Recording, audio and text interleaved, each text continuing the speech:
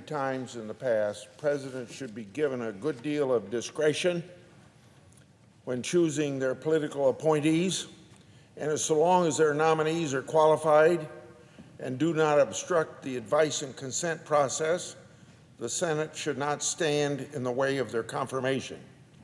After all, presidents are ultimately responsible for the actions of their administration.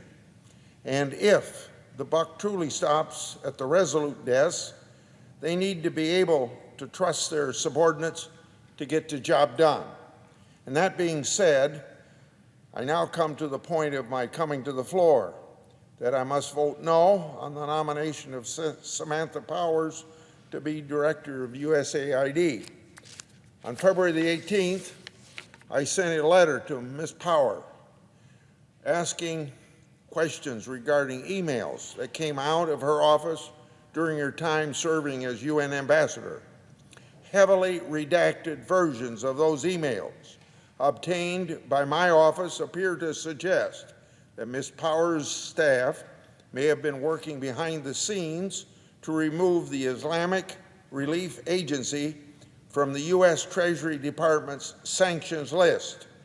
That organization was placed on sanctions list for what? Funneling money to terrorist groups, and thus removing it would allow that organization to receive private donations as well as taxpayer funds.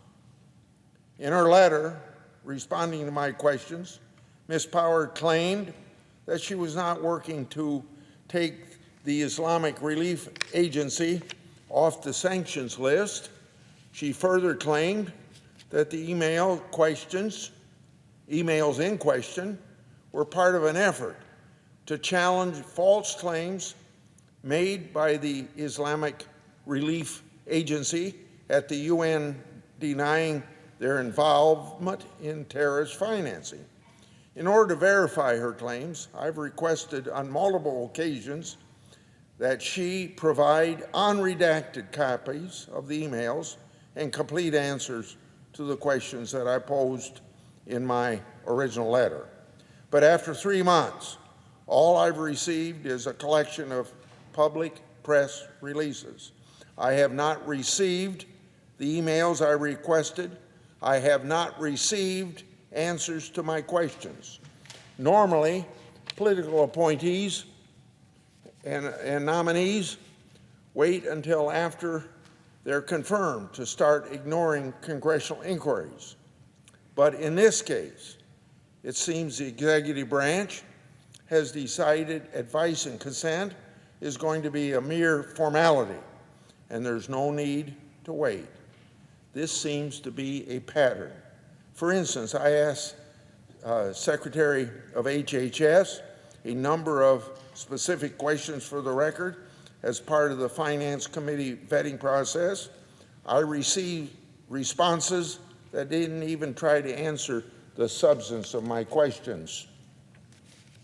I also asked Interior Secretary Deb Haaland to reconcile some conflicting information on our House financial disclosures and responses to questions for the record for the Energy Committee about her taxes. They weren't gotcha questions either. In fact, it was probably innocent mistakes on her part, if anything. But Secretary Haaland declined to respond to them at all. Maybe the White House figures this simply, that they don't need Republican votes, so they don't need to answer even routine vetting questions from Republicans. But then the White House can't blame Republicans for voting no on their nominees when they ignore our oversight questions. I yield the floor.